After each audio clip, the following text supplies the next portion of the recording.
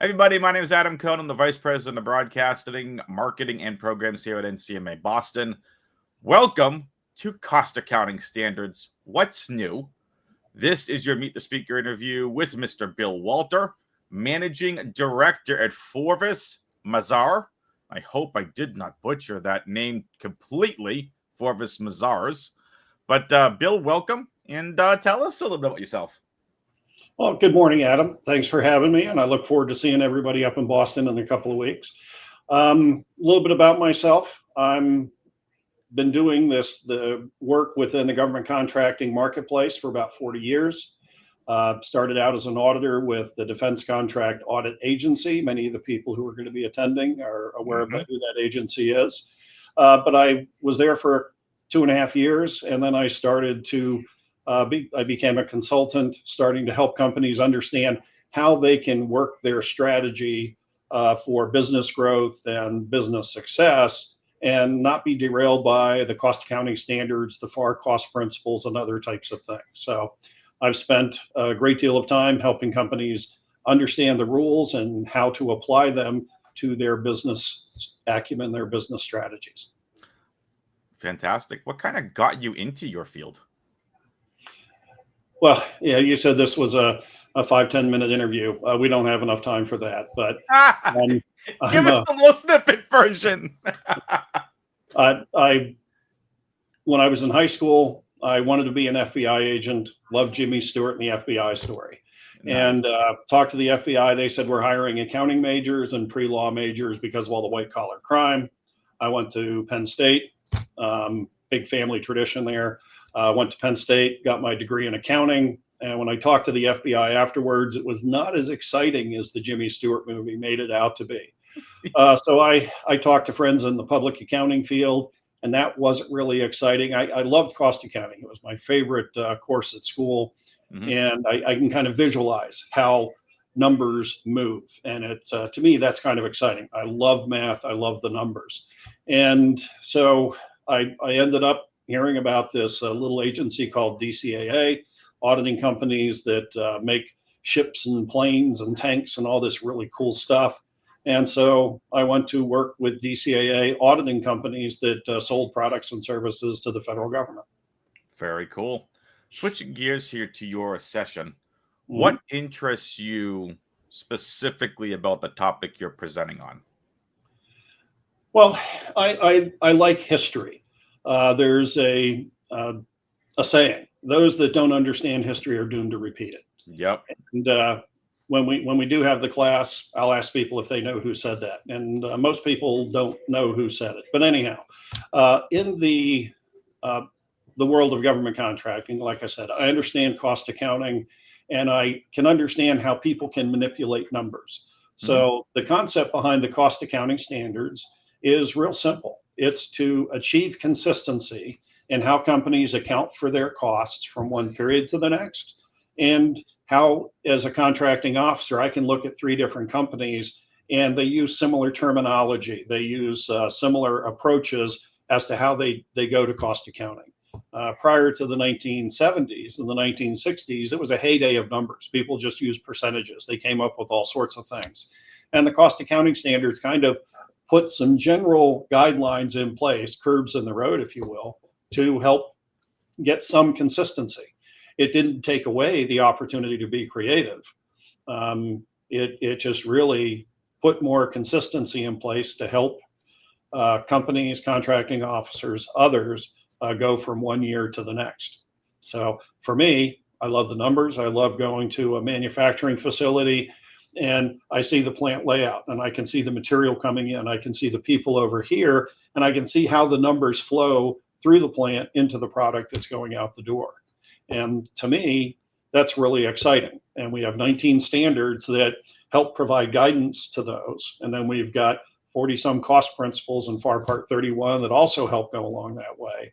And a lot of cost and pricing ideas and thoughts that people come up with as to ways to be creative.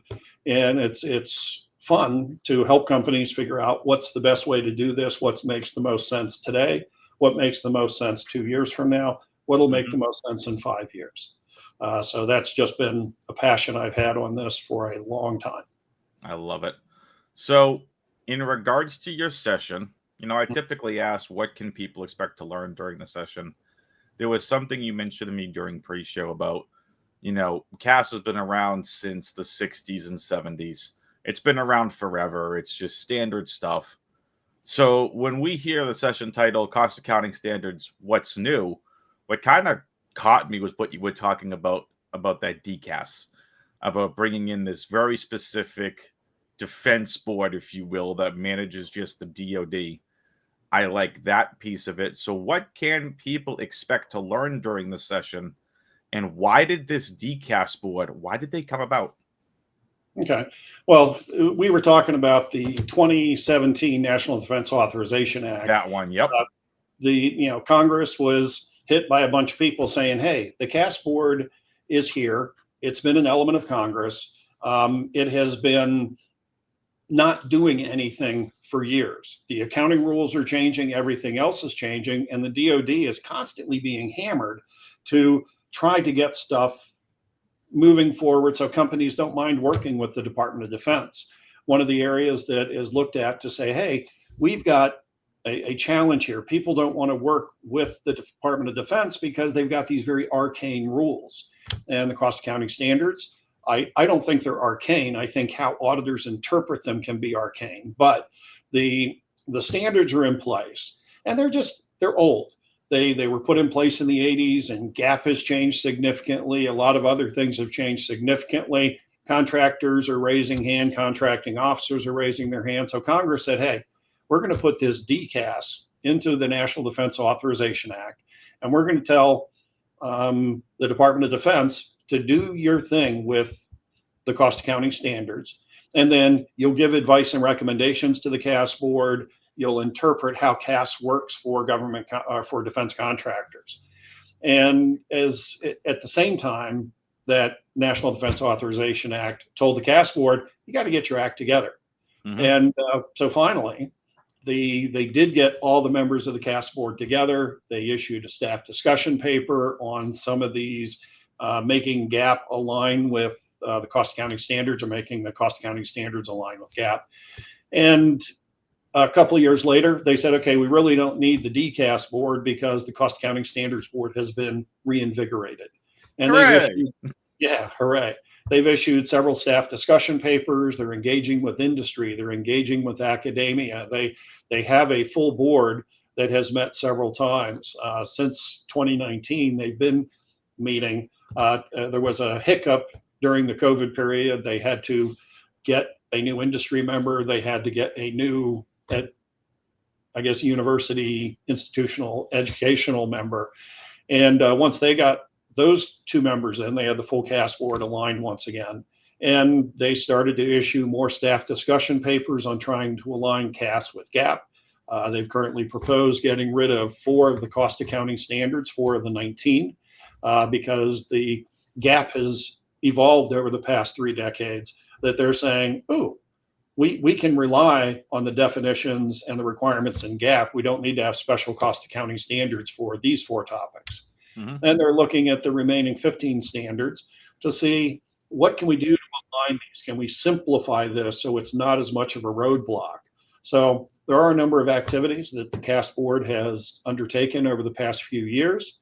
And that's what we're going to talk about for the preponderance of the class. And if we have time, there have been about a dozen court cases where the courts have interpreted cost accounting standards.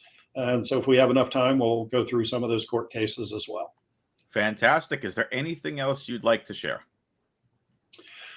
Let me see. I will be going to the Black Rose one night. So anybody that wants to go to downtown Boston and enjoy a pint, I'll be happy to buy them a pint. Other than that, I'm looking forward to seeing people in Boston. It's my first time to be at the NCMA Boston. Been a long time NCMA member, but just looking forward to seeing everybody. Well, we are looking forward to having you, Bill. Maybe we'll take you up on that offer and come meet you down there. But again, folks, you can just kind of tell by this interview, Bill, a absolute wealth of knowledge. And I hope you all get a chance to check out his session entitled Cost Accounting Standards What's New, Thursday, March 13th at the March Workshop, both in person and online. For more information, visit ncmaboston.org. Bill, thank you so much for your time. We'll see you at the event. All right. Thank you, Adam. Take care.